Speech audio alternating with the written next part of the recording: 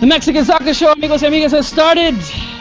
We like to call this Monday Night Football. I have one question to start the show.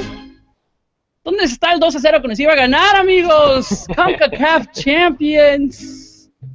Seguimos siendo el rey. Lots of people are going to be crying.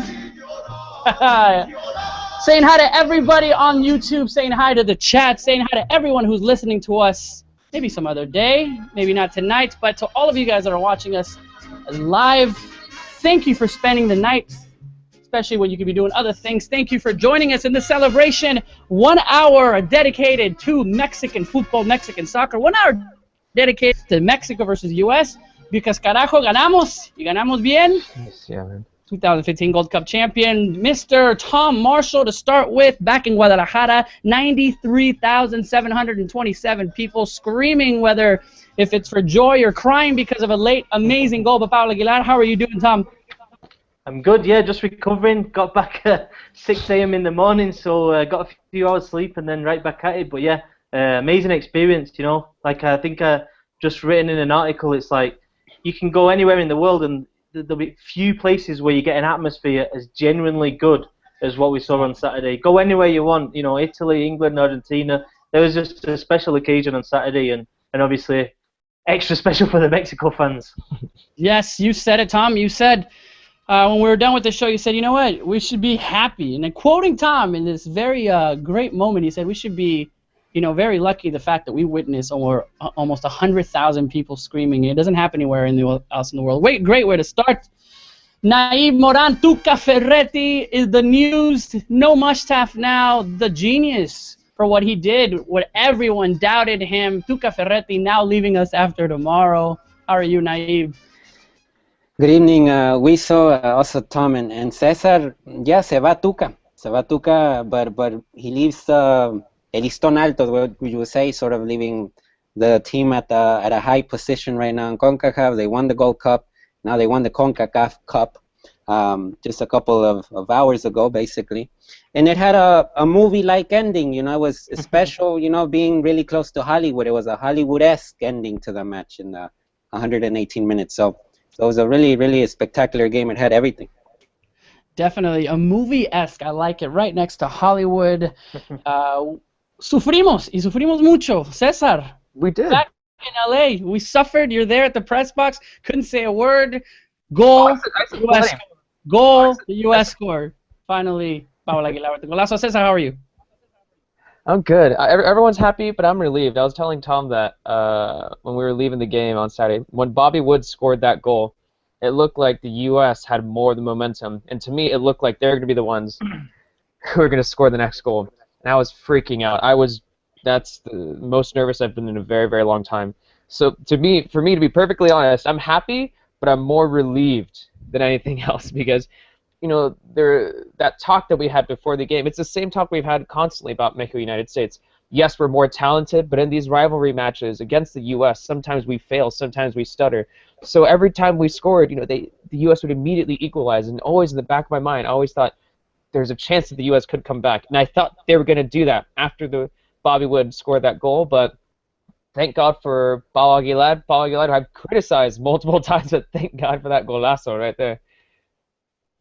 Definitely, thank God for that golazo. A lot of the fans, you know, it kind of felt like we were winning or they scored, and you're right. I like the fact you just said that the atmosphere, the momentum for the United States, Bobby Wood scoring again. But let's go say hi to everyone on the chats right now. If you don't know these guys, definitely get on your computer and join us. Guelito, Cassandra, David, Joel, everyone on talking about it, talking about what happened, giving their thoughts on the United States, already saying, hey, I wasn't worried. They were the worst United States.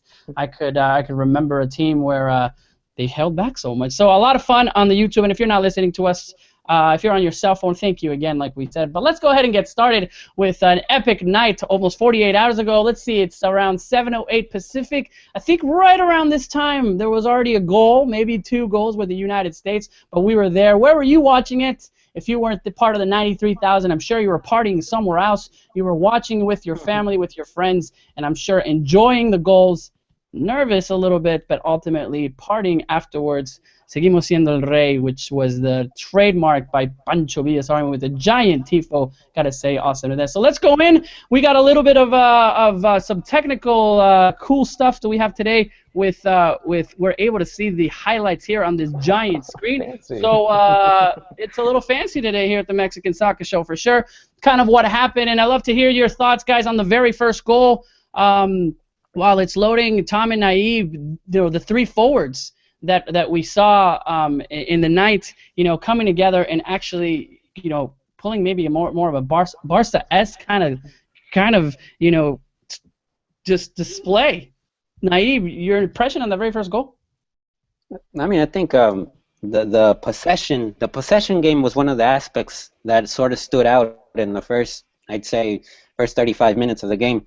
And that, with the backheel pass from Raul Jimenez to Peralta, and then Peralta giving that pass to Chicharito, and, a little bit, not the best of definitions from Chicharito, but it's a Chicharito-esque type of finish, being a little bit close to missing it or making it, but he made it anyways. It was, I think, just the way that the ball movement in that play, from Rafa Marquez up to Aguilar, and then up to the three forwards up top, it was just sensational. No, yeah, it was a top goal, and I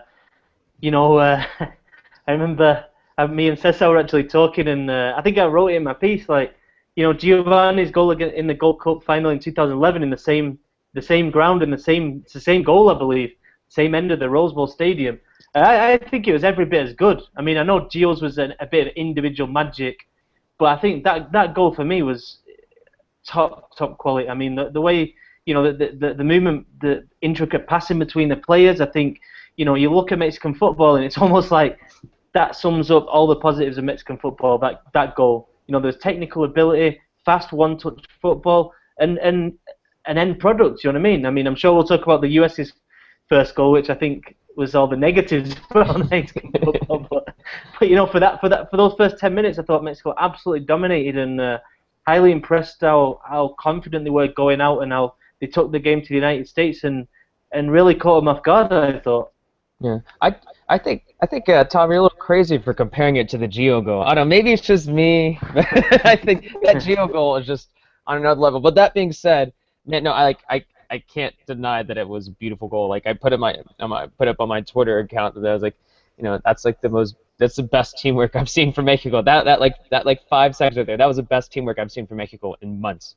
It was beautiful, and then what was so perfect about it too was, like, after all that beautiful movement, then you had that Chicharito finish, which is the most Chicharito finish you could ever have as well. Where he has it looks like he's almost falling. It looks like he nearly missed it, but yeah, no, it was beautiful. It was fantastic, and it was an early goal too, which is nice because sometimes against the United States we have a lot of possession, and we find no goals within those early stages. So that was nice to see. But of course, the U.S. responded.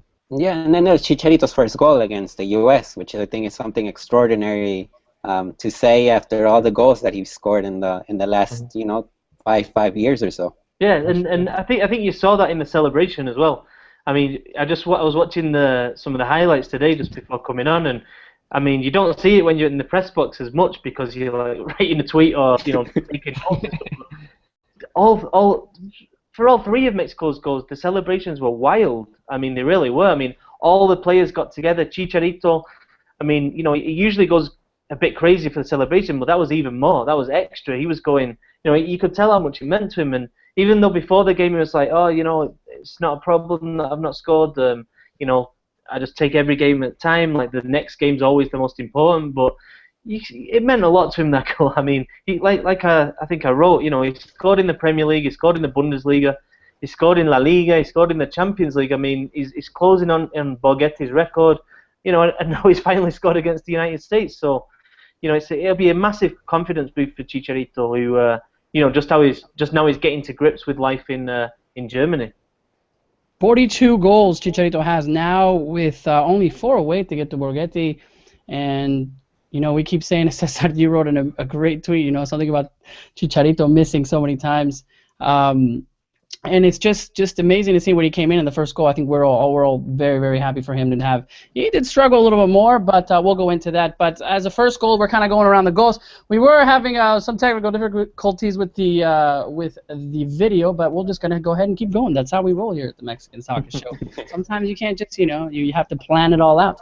But let's go into it. The game. We talked about the first goal. We'll go back about the with the other goals. Kind of just give me your thoughts and what it means to Mexico, especially after this win against the United States, where a very weak United States was coming in was able to score two. I like to call a little quote. I mean, Bradley did say, and I think Jurgen Klinsmann also said it. It was a very close game, 2-2 at 118th minute. That they had a great game. Lot of people not feeling the same in that assessment, but Cesar, overall, before we go into all the goals and kind of going into the formation, the win, it feels good. It feels good. It feels good. I think my big problem though from constantly throughout that game was that I kept wondering, where's Tecatito? Where's Tecatito? Where's Tecatito? Luckily, we won in the end, and it was a dramatic fashion. It was great. It was fantastic. But I think if we had Tecatito on the pitch earlier in the game, I think Mexico could have won the game during within the 90 minutes, and there would have been no need for extra time. There were so many times where Mexico had possession, and they just made conservative pass, conservative pass, we'd lose possession, conservative pass, and we needed a player like Tecatito to break through, to take risks, to just try something different, because for so long it was so frustrating for us to find that second goal. Interesting you say you mentioned Chicharito, especially in what they had. Naive, we've talked about this before the show, kind of what we have in the way that Tuca, kind of planned out the team, very studious and what he's going to do before a game starts. But having talked to me about obviously the 4-3-3 and going in, but talk to me about the subs. Cesar mentioning everybody wanted Tecatito and earlier, but what happened with Guardado and Rafa that made him switch? Palmera Rios and also Güemes coming in. I think that's one of the topics, that happened throughout. That was the conversation, I'd say, in the second half for El Tri's followers. The sense that there was this need for Tecatito, considering that he's the most informed Mexican footballer in Europe at the moment. But then you understand how, Tuca managed to give more openings to the fullbacks, Aguilar and Layun. Aguilar being the protagonist because of the goal and also the assist in the Peralta goal. And what that allowed, the three forwards that he had, Raúl, Jiménez, Chicharito, and Peralta, are fighters, I think, as forwards. They're going to fight every ball, and that's exactly what they did. I mean, it wasn't, it was just much more pressing. I think this game has been one of Beckerman's. Kyle Beckerman for the U.S. has always been this player that has managed to kind of open up the game before Bradley, But this time, Beckerman couldn't do much because he was so pressed up by Jimenez and Chicharito and Peralta that, they didn't know what to do. And also, Beasley, he looked old because, I think he's already one of the veterans in the team. And it was because Aguilar, kept pushing up and attacked. And I think when Güemes and Rivas came in, they actually gave more opening to the fullbacks so they can go up and attack. Yeah. Now, and I asked this question, Mejia Barón, being there on the sideline 21 years ago, he was on the coaching on the field, now kind of a switch. How much impact do you think Mejia Barón had on the squad? And I'll give you this. When was the last time we saw Tuca Ferretti's team obviously come up three forwards, be this offensive, and scoring a goal in the first 15 minutes? Was that the Mejia Barón chant? And also with the subs, the late subs, back in 1994. Yeah, I think there is that connection. I know Tom and Cesar will add up to this as well. It's this whole idea that, the team talked in the week. This was a decision of the players. They said that, let's go with a 4-3-3 against the U.S. because that's a way that we'll actually have a good shot of winning. And I think in this show we've talked a lot about this possibility that El Tri is able to play in a 4-3-3 formation. Yeah.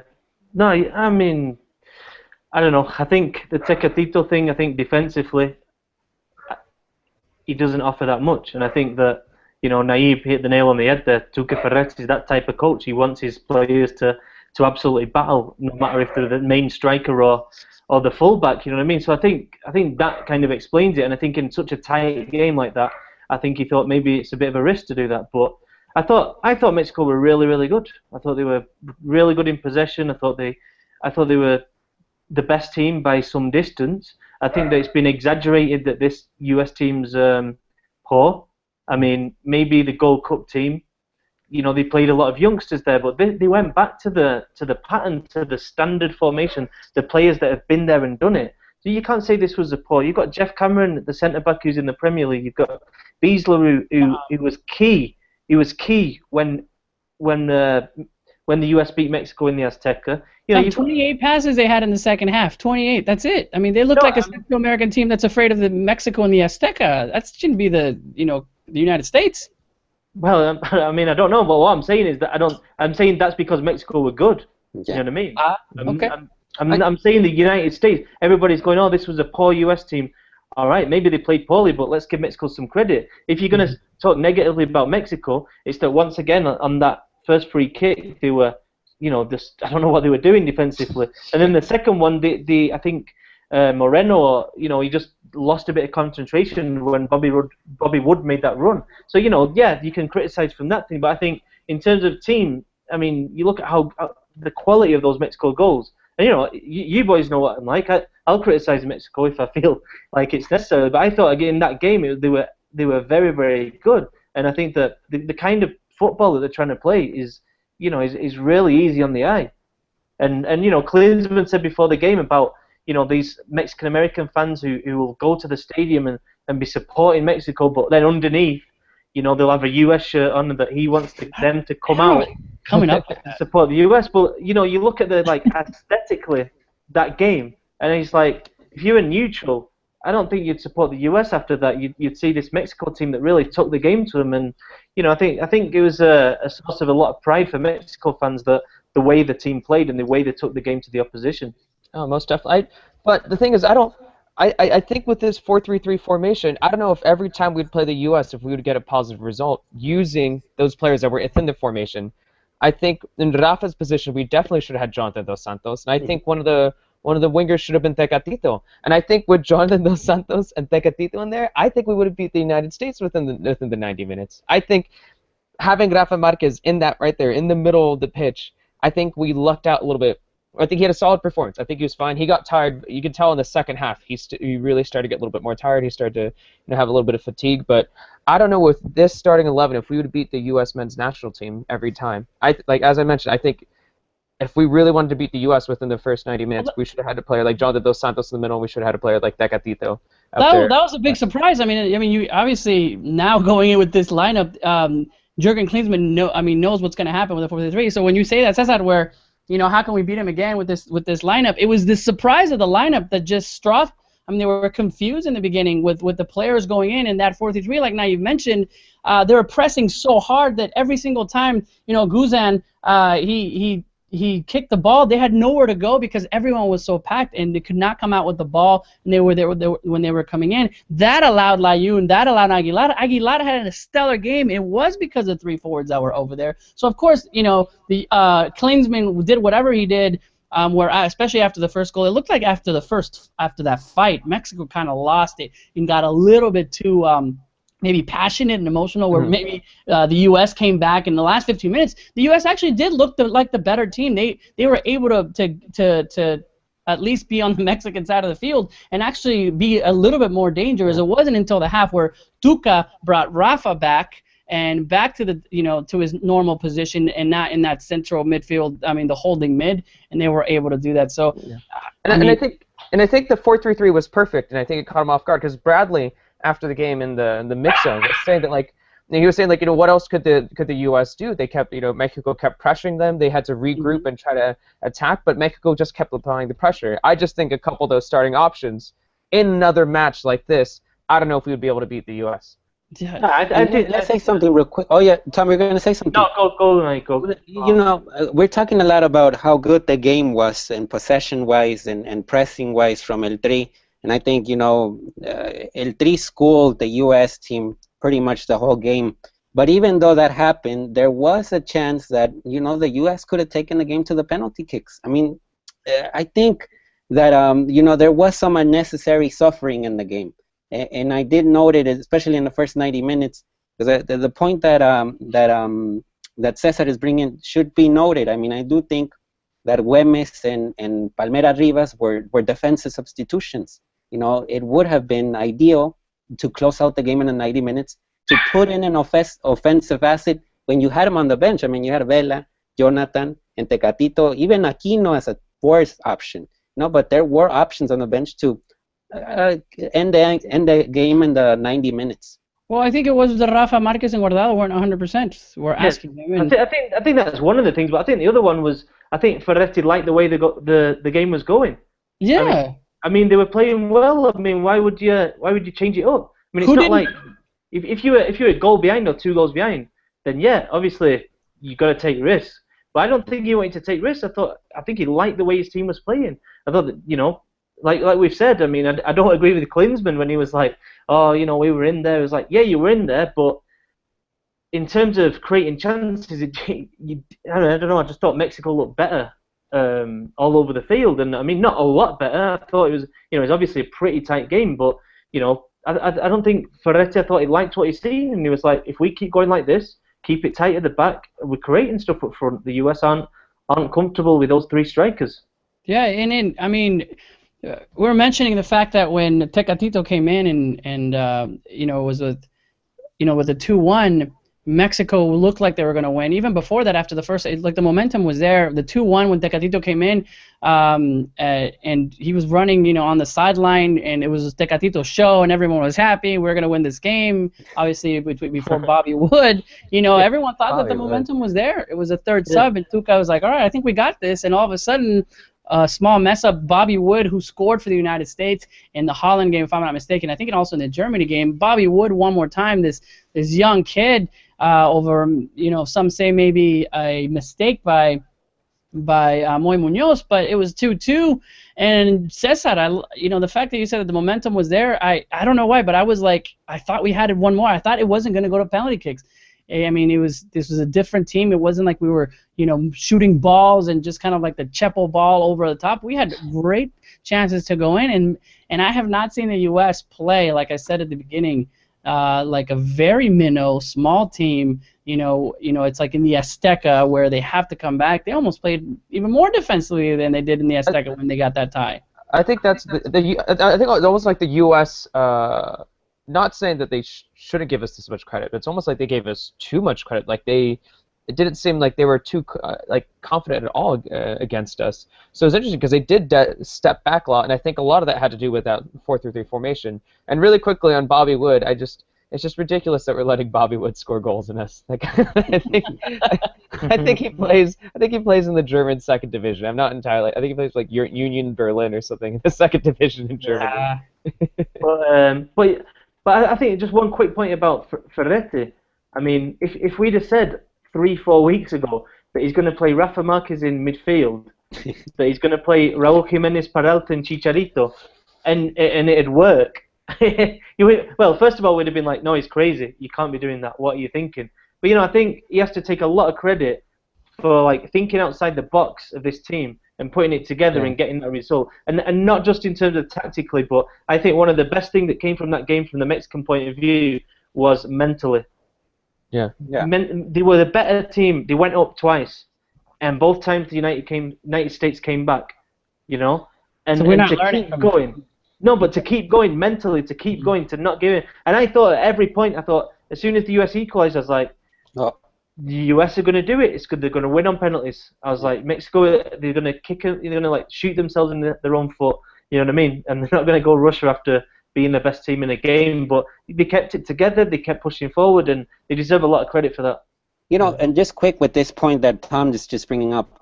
In the lineup, let's keep in mind that I think after 2012 and the win in the Olympics and London is huge. I think that's where we have to start basing where El Tri will be heading after that gold medal. And Diego Reyes was part of that team. Héctor Herrera, Raúl Jiménez. And you could even include Oribe Peralta, even though he was one of the old players in that team. But, he was key. He scored the 2 goals against Brazil in the final. these players have a different mentality, and I think that was shown in that game. And I'm not saying that the parameter will always be the U.S., but it's a big rivalry, and it's really, imagine you're in a stadium where you have 80% of the crowd cheering for you, and there's all this pressure added to it that win something, win in the U.S. soil, and that's always going to be there. And I think they responded pretty well. We're starting to see that those young teams are giving players that are marking a new run for El Tri, I'd say. Let's talk about the second goal, Hector Herrera to Paul Aguilar. For me, Paul Aguilar, I think, was going to Chicharito, but was able to, I think, kicked it wrong. Or, I mean, I'll give him credit for having the golazo, but Oribe Peralta scoring, Oribe Peralta, Olympic Oribe, El Hermoso Oribe. I mean, when it went in, everyone erupted, and you saw how easy it is. Again, through Paul Aguilar having a great night. But talk about that second goal, Tom. And there were already many chances of going in, especially, during that second half. But what was it about it? And especially Hector Herrera, because many people are confused on his role, maybe on TV, saying that maybe he didn't have that greatest of games. I thought it was okay, Herrera, and I thought that was a moment of magic with that ball over the top. What I'd say was, I think all game, that's what Mexico were attempting, to get in behind the fullbacks, to get in behind Johnson and Beasley, and it worked. I mean, that was where it all came together, and it was Aguilar who, not just he was involved in all three of the goals, but his work rate in that game, I mean, was unbelievable to get up and down. So yeah, I mean, it was a top goal. It was great vision from Herrera. We know he can do that. I'd give him a 6 out of 10 if I was giving him a score. I think he can offer more, but he's a good player. I gave Herrera a 4, to be honest. Even though he gave that pass, he actually got my worst grade. To be honest, I thought he was pretty invisible for most of the match. Other than a couple of okay passes, including that one, I think he was one of the more underwhelming players in the game. I think for that formation where Herrera's job, if you look at it, I would like to kind of see his passing, because I thought he did his job and what he was supposed to do in that midfield, and making sure that the ball was going up that chip. And we only saw that one, but there were others where his, just like Tom said, his job was over the top. I think he did a great job in the fact that he did exactly what he was supposed to do. Let the wings go forward, especially with the 3-3, with their pressing it in there. But Bobby Wood, we already talked about that goal for the United States, and obviously the first goal for the United States, again, in a where we didn't see that many free kicks. We didn't even see that a corner kick until the second half for both teams. Is that really true? I didn't actually know. There wasn't a corner kick until the second half? I don't think it was.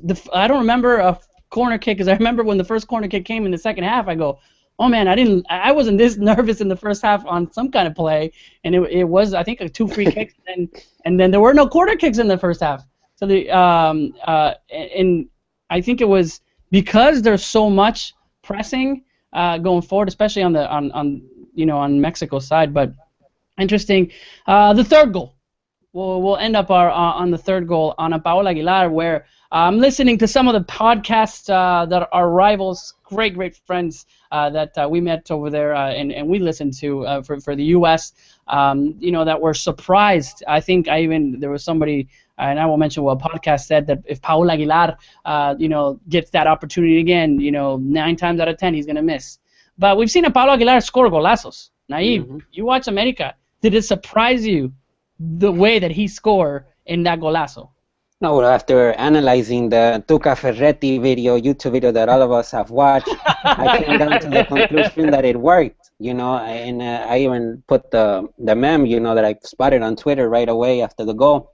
But it's a prize for the effort. We said, you said it. We saw this guy ran all the field basically. He probably ran like 30 kilometers or something, and at the end, he had that shot and put it in. And it's those moments. I mean, he's used to those golazos. Who knows how many times he practices them in America over there in Cuapa, but it worked. Paul Aguilar, Tom, man of the match? Yeah, I think so. Yeah, I mean, just for that goal. I mean, What a goal! There's one angle on the replays which is just unbelievable. That he's kind of right behind him as he kicks the ball, and it's just like he couldn't have hit that any better. You know, I mean, what a way to win the game as well. But yeah, it was a top performance from Aguilar, and a lot of people, including myself, we've been mentioning Raúl Deritos Lopez from Chivas as a potential kind of replacement further down the line. But you know, I think Paul Aguilar made a statement that he wants to stay. Juan Carlos Osorio is going to come else. In. 5 years he's had that position. Yeah, Juan Carlos Osorio would have been watching that. He was there in Pasadena. He would have watched that and be like, well, there's my right back. Yeah, already. Yeah, I'll take that. Juan Carlos Osorio right next to us, and I was waiting for him to get out of this little private booth because we were right next to him, and just had my phone there. I think I tweeted it out, him coming out. He said, hi. We were like the first official media after he's, to videotape him, and he said hi to us. It's a little pride that we have here at the Mexican Soccer Show. Cesar, Paul Aguilar, do you agree man of the match, or should we give the man of the match even though he didn't play at Tuca Ferretti? No, he definitely the man of the match, man. Definitely he had the role in the second goal. He had scored the golazo.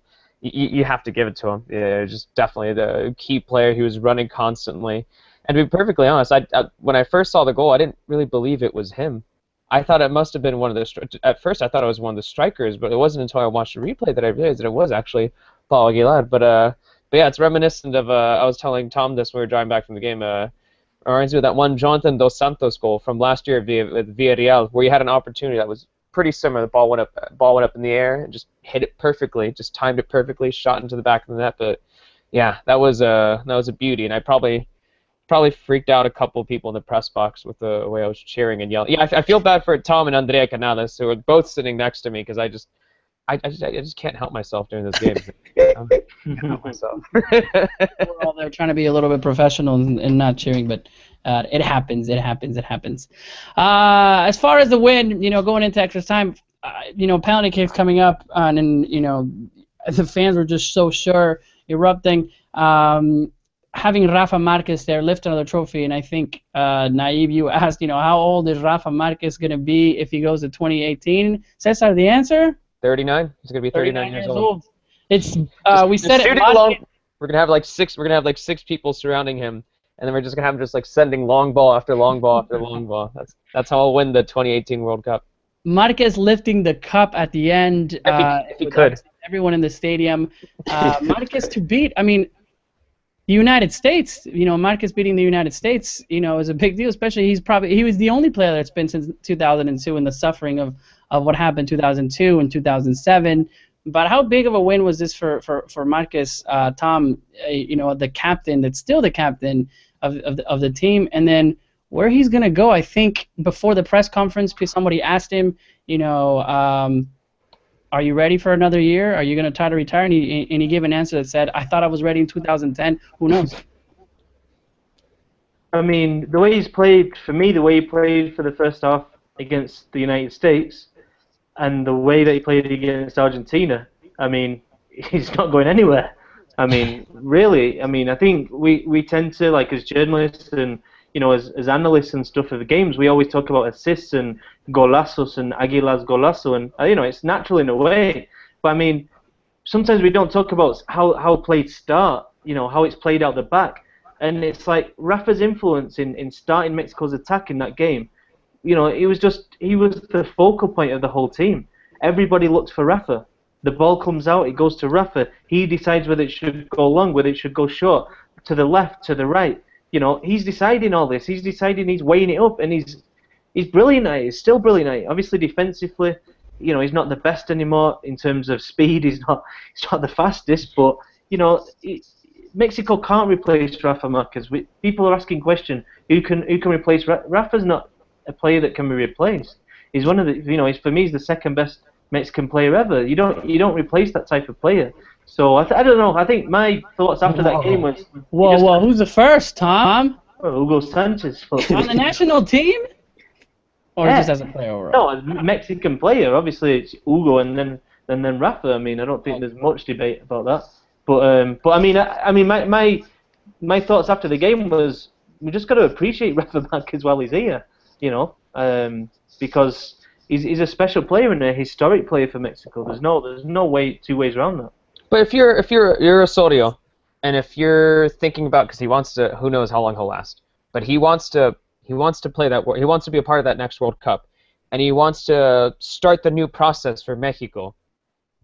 What you have to ditch Marquez. You have to look past him. You have to start the new process and look at some of those younger options. I feel like we need.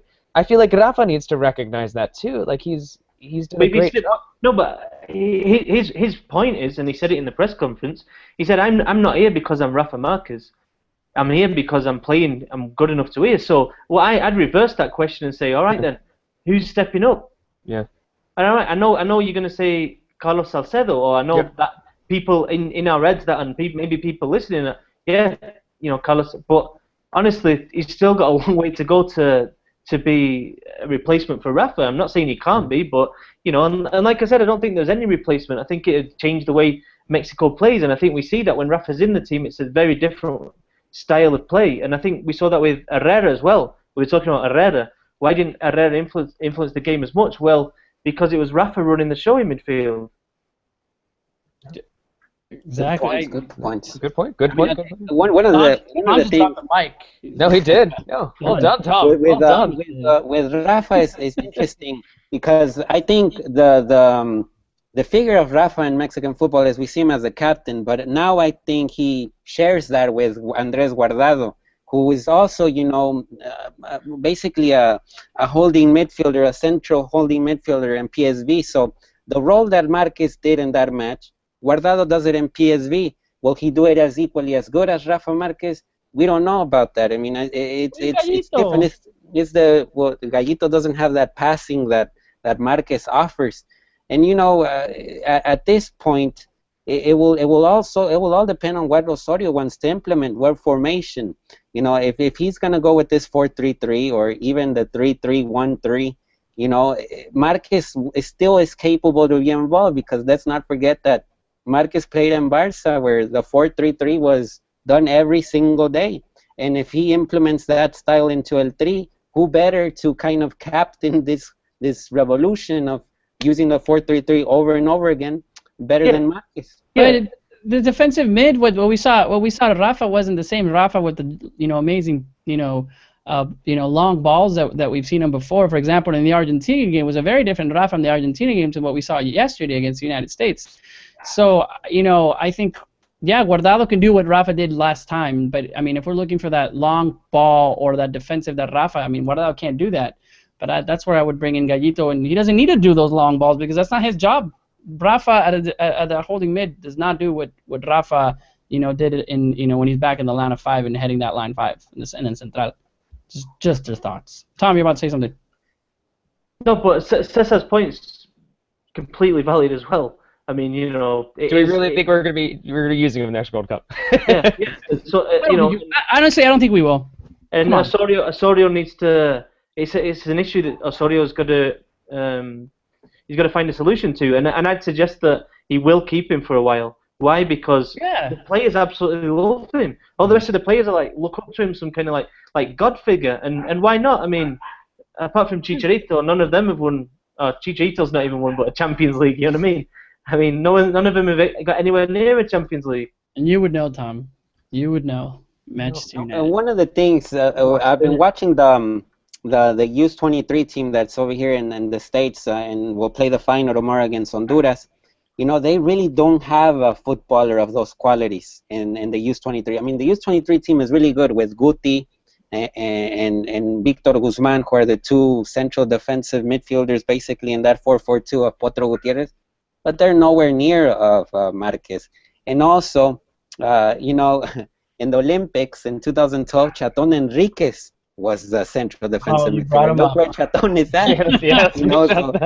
So the options are not that of plenty. But Jonathan Dos Santos will also be in the mix, I think. I keep going back to we're not needing a Rafa Marquez in that way. We need a Rafa Marquez in the defense. That's what we need. We need the captain Rafa Marquez. We need the Rafa Marquez in the line of 5 that lets everybody know what's going on. We need that. I mean, we have a defensive mid, Jonathan Guardado, Gallito, That's But I where think even in defense, we saw with Reyes, what Reyes has done, I think, is helping him a lot, the Real Sociedad minutes, and it shows when he takes the pitch now with El Tri. There's more confidence, there's less.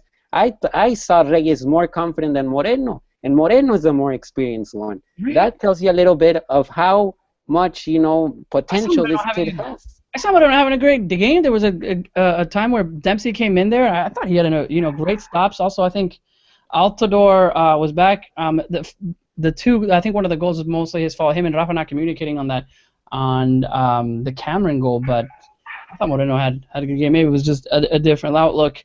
We'll go with really quickly with some questions from the chats. Pancho Villa's Army. We can't say it enough.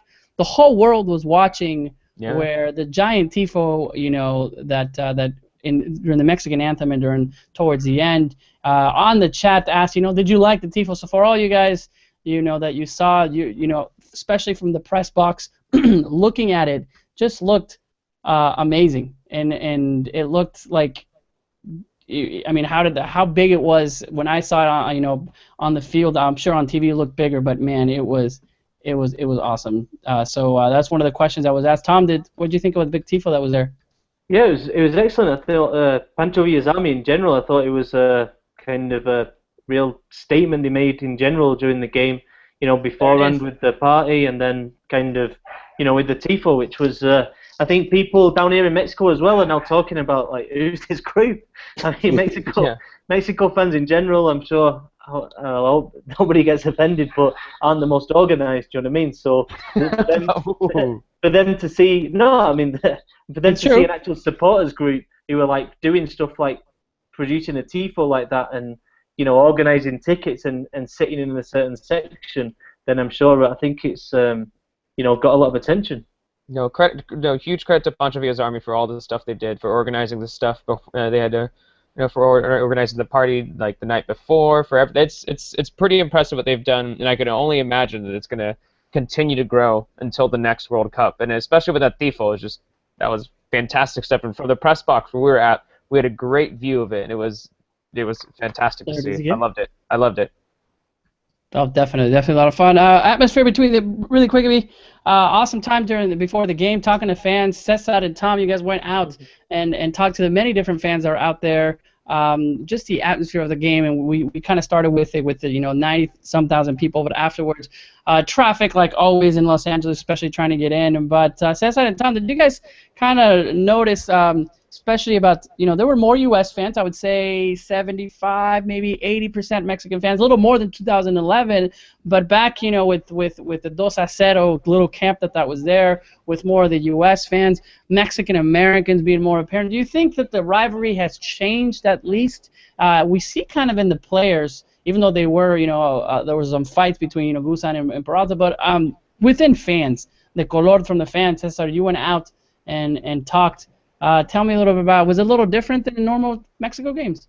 I mean, I think soccer is growing in the U.S. I think there are more U.S. men's national team fans, and I think after the last World Cup, you actually have seen an increase in the amount of U.S. fans. That being said, and on the match, even with the lottery system in play, even with everything going into it to really push, I mean, at the stadium, they had. I mean, you saw that, Wiso, the giant thing for the U.S. men's national team, and just like they had the giant stage. But there's nothing like that for the Mexican national team. They're really pushing for the U.S. fans to go out there. But even after all that, it was still just a sea of green, like white and red. It was still significantly much higher Mexico numbers out there. So I would say maybe comparison to 2011. It was a small increase, but just the Mexico fans, we turn up for the games. It's just it was significant. Yeah, I think it was the 14th game in the US this year for Mexico, and it was the 20th game, and they played one in Mexico, which is pretty crazy. And I think the average attendance now for Mexico in the US this year is pushing 65,000. So I mean, it's just a big team. I mean, how many games do NFL teams play? The National League Football. Well, the NLF teams. How many they play in the regular season? They play 17. So Mexico are touching that. I mean, they're touching an average attendance of an NFL team in the regular season in terms of people paying to go and see them. I mean, I know there's some stadiums that are huge, but for the smaller NFL teams. Tom was the FNL. Hilarious. No, it's true. I mean, there's no surprise, and when we saw it, I thought there were going to be more U.S. fans, especially with the whole ticket process and the credit cards thing and what was happening. But people are reselling it, and a lot of people paid a lot of money to get into that game. On the chats, everyone's talking about different types of games, different times where they were out there. Albert Campa, Tony Medina, Josh Velasquez having some questions. But let's go ahead and talk about. We almost 45 minutes already on the show. Let's go ahead and talk about Juan Carlos Osorio Naib. He's coming in. Juan Carlos Osorio was there. He saw the team, and now he is official. I would have thought we had like this huge hurrah when it was be named official and we were going to have, but it was right before the U.S. game. Finally out, Juan Carlos Osorio, is there at the game and is going to be at the game there tomorrow with Panama. And I think what everyone's on question mind and what you said is what can he learn from these two games as a studious person that he said, after all he studied in the Cup. But naive question that we have from the chat is Juan Carlos Osorio going to take the initiative of talking to everybody from the youth or studying the Preolímpico or just the national team? What do you think he's going to do, especially the way he is? No, I think he's coming into a moment that there's a lot of celebration in the FMF actually, because in 2015 they basically won the U17 CONCACAF championship, the U20. They're one game away from winning the U23, the Preolímpico, and they also got the Gold Cup and the CONCACAF Cup, which were the objectives going into the year, with Piojo Herrera. You can say that the failures this year were the U20 World Cup in New Zealand, in which El Tri didn't even make it out of the group stage, and then the Copa America with the El Tri B team that Piojo Herrera took. But they still tied against Chile, the eventual champion of that tournament, and then a great game of 3-3, if I remember correctly. I think he has a good base, of a good, 23 of roster 23 that Tuca called up. There could be some changes there in the November games, but I think that's the key. I don't think he will be able to do that much experimenting for the match against El Salvador at Azteca and the Honduras match over there in San Pedro Sula. Those will be a bit of remnants of what Piojo Herrera and Tuca Ferretti were able to leave behind. The thing is that I think the national team profoundly, for the last 5 years, and I think that's one of the things to keep an eye on. Definitely, and I mean, taking the team for winning, lifting up a cup, I think is the best way to take a team. I think if Mexico would have lost, the pressure would have been in. A question from YouTube by Joel, are the media going to give him the time that he's needed? Because he is a person that's studious, he is a person that studies the game and wants to obviously make a difference and is going there for the long run. But at the same time, people are asking, why didn't Tuca want to stay?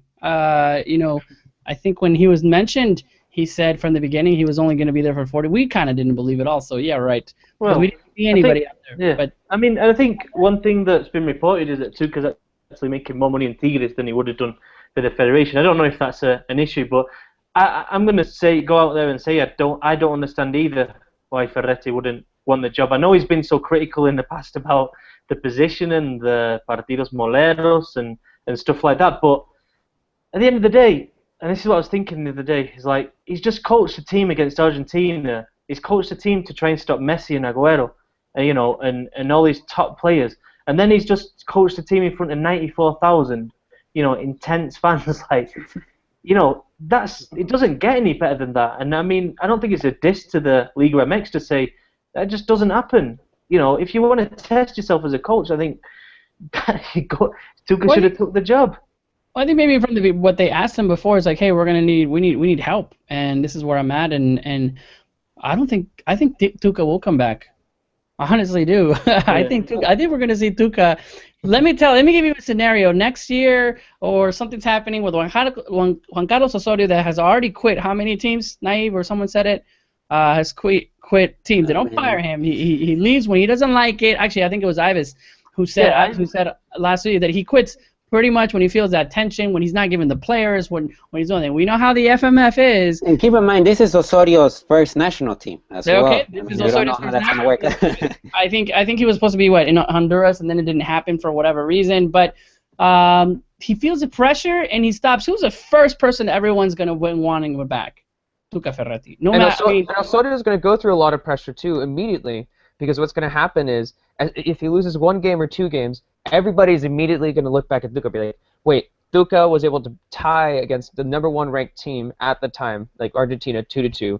He was able to beat the U.S. and gain a CONCACAF title. And if we draw or lose or if we draw or win tomorrow against Panama, then he'll be undefeated in his short little tenure of just 4 games. And everybody from here on out, if Osorio just makes one mistake, loses just one game, people are immediately going to think, well, what would have happened if Tuca was in charge? What would have Tuca done differently? Tuca, who was undefeated, Tuca, who almost beat Argentina. Tuca will be back. One quick thing is that with Chepo de la Torre, when he played this preliminary round before the hexagonal, he got the 6 wins in the group. He beat it undefeated, 15 goals scored, 2 conceded. And then the hexagonal happened. It all went bad. The 7 goals scored and 9 against. Conceded goals. So it's so volatile, this whole CONCACAF deal, that you really don't know what to expect. And what's to say if Osorio ties one of these matches, which is probable because it's a new coach, it's a new system and all. You're playing against Pinto, in Honduras, and Pinto's already putting his tactics into Honduras team. We saw Honduras school U23, coached by Pinto, schooled the U23 from the U.S. So it's not gonna be easy for Osorio to just come in and get all fantastic results. Yeah, and I think it's not necessarily the media. I think it's going to be the FMF. Going, okay, we need results fast, and that's how he is. But we have a coach, ladies and gentlemen, Juan Carlos Osorio. Getting some time now to finish the show. It is said that within the rivalry, and we'll talk about Mexico and U.S., what the U.S. is going through. There's even some rumors about Piojo coaching the United States. Stuff. I don't get it. I mean, that's just like, what can we make up something today? Yeah, we need some news today. Let's make up something. We need something. Piojo, perfect. But guys, this is a big win, and I kind of I think everyone thought, especially with this game, that Mexico was going to win. I know there's some times where, going into the Hex games or going into other games, that Mexico was probably not. But I think we were a little more confident talking to U.S. fans before the game. Obviously, there's 2-0, but it looked like they always just had some kind of facade, kind of fake. I mean, they're making these stats. Klinsmann hasn't lost to Mexico, so he's going to, I don't know how that helps a team out if your coach hasn't lost to him. It was going to be 2-0. It's like, the U.S. has been, Mexico in the last 10 years more times, and it just feel like it was like a house of cards that all the fans really thought. But when it came coming down, we were the better talented team. Mexico beats the U.S. And the last time, like I said before, the U.S. beats Mexico in an official game outside of Columbus is, 2007. So what were you expecting? Well, yeah, but still, they're not. I mean, they're not made up facts. They're actual events. You know what I mean? And yeah, I mean, and also Mexico failed to beat them in the Azteca, and they lost another friendly. So I don't know. I think, yeah, but obviously, there's not much between the teams. You know what I mean? I'm sure. I think Mexico are better in terms of the talent that they've got, but at the end of the day, there's not much between them. So, I mean, I don't think you can blame people for bringing up the facts. I mean, obviously the rivalry, but even apart from that, it's like, yeah, it was pretty amazing that the US went on that streak. You know what I mean? It is pretty amazing. It was an extremely good streak for them. You know what I mean? And naturally, it had to come to an end. I mean, we're not talking, some minnow country against some massive like Brazil or something. I mean, the two teams were pretty good. You know what I mean? Third is already getting the goodbye. Sigo siendo el rey. Tom and Naive, Cesar, obviously we talked about the atmosphere, we talked about the games. What's next? Mexico now, qualifiers are here for Russia. Panama tomorrow. Oh, that's right. There's a lot of people don't know about the Panama game.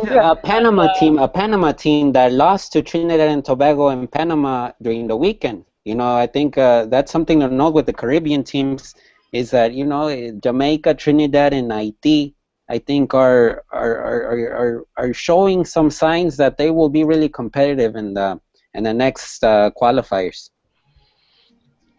Yeah, it was kind of funny. It's funny that we didn't bring up the Panama game, but yeah, I was confused myself too because last week I was listening just to try to get a U.S. perspective. I was listening to a lot of U.S. podcast, and a lot of them were just like, oh yeah, Tuca's last game this Saturday, Tuca's last game, and so many had said it that I got a little confused. Like, wait, is this his last game? No one told me anything. I feels weird that we just had an epic win and we're celebrating this title, and all of a sudden, dude, tomorrow we have Panama.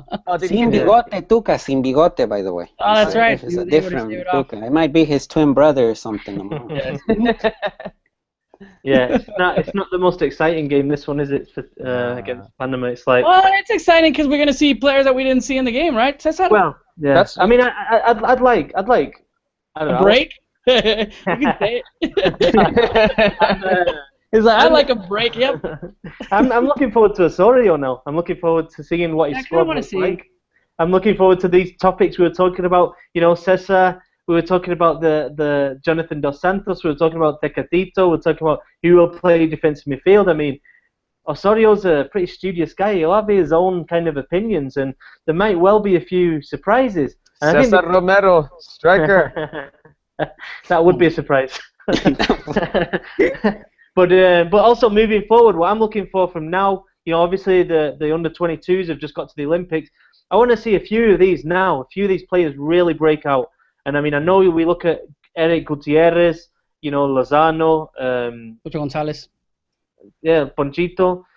I want to see them now take a step up as we down the Olympics. You know what I mean? I want to see them really take a step up and be top Liga MX players by the time they go there. And then hopefully with a good tournament, they can find a good club over in Europe. And I'm sure that'd be ideal, because this is the other topic that a lot of people are talking about, especially in the US. Mexico brought on players who were playing in the Champions League. Mexico had players who were playing in the Champions League. The US had none. And I think that, it's very positive for Mexico to have a steady stream of players going over there to Europe when they get to a certain level in the Liga MX and make a mark over there. And I think the last few weeks, apart from this win against the United States, one of the big positives for me is that we're seeing Mexican players start. We've seen Reyes start. We've seen Layun start.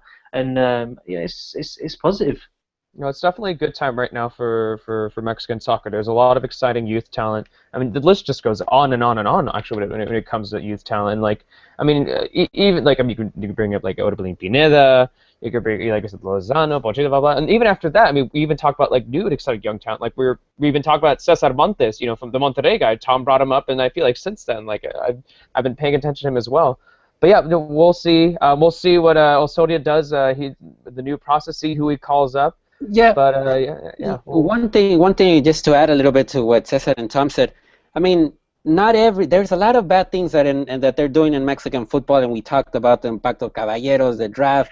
This whole deal about Televisa having a power over all of the FMF decisions, basically. But the youth national teams, keep in mind, we see, for example, Eric Gutierrez right now that went through a U17 process, U20, then played in the Olympics, and then, we might see him go to Europe. It's kind of this whole story like Reyes. Reyes played U15, U17 with Mexico, U20, and then the Olympics, and then he went to Europe. All this process, breaking in America and winning a title in Liga MX, that's a really structured process that the U.S. doesn't have. I don't see a U.S. player doing that process, because it's different. It's a different league. All thanks to the partidos. Again, the money comes from there. Yeah, and then there's something that is going right. For example, Tom, in England, we talk a lot about how the English team is not working out, when it plays in the World Cup. But do they actually do something in the youth World Cups? They don't. No. They don't do nothing in the youth World Cups. No, I think the over the last few years they've got it a bit more together. But I think it's almost like there's a similar situation with Mexico as well. It's managing expectations, and I think England and Mexico have had a similar thing where everybody just expects them to like win the World Cup and stuff, and like which is ridiculous when you look at what players they've got. You know what I mean? I think it's like, and I think Mexico, hopefully in the next few years they can manage that, and they can do it step by step. They can realize that winning the under-17s World Cup is nice, but it's not the end game. It really isn't the end game. Yeah. Yeah, you gotta take the Tecatito route and not take the Ulises Davila route. You don't sign immediately to Chelsea. You you do the baby steps, little by little, make your way up. There it is. Wise word from Cesar. Do not be Ulises Davila. Be Tecatito. Guys, we had a fun hour of the show. I got the chance to be with Tom, be with Cesar over a span of a couple days, and just an amazing time covering this amazing match, Mexico versus the U.S. Thank you to all. Really, we appreciate the fact that you guys are giving us the love with some RTs or asking us questions, making sure that you keep us on our facts and all that we give out. So Cesar, I want to thank you. Obviously all the covers that you've done, great job with your articles in ESPN FC. Naib wasn't able to see you this weekend, but at the same time, always reading your tweets. Very insightful. Then Mr. Tom Marshall, thank you for jumping on the chat, on the show after some traveling days. But it was definitely fun seeing everybody and hearing everything. Just quick shout out to Afro Zander, who's been doing the tweets, and also he took me around LA, took me to Echo Park, that observatory place, Griffith or something.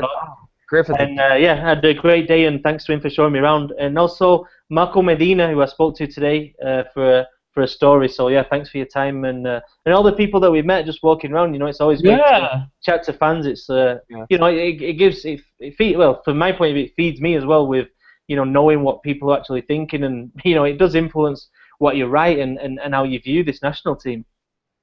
Yeah, definitely. It was kind of cool to see. We're walking around and people, hey, we watched the Mexican soccer show.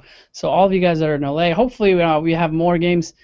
I guess that's the good thing about the sum contract and the Partido Moleros is we get to go to these games with you guys. So we come to a city near you, but we have that. Naib, I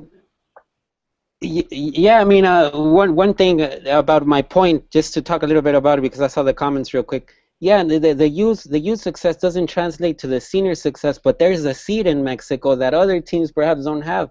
The challenge is to see how we can fertilize the seed and let the tree grow, basically, and hopefully something positive will come out.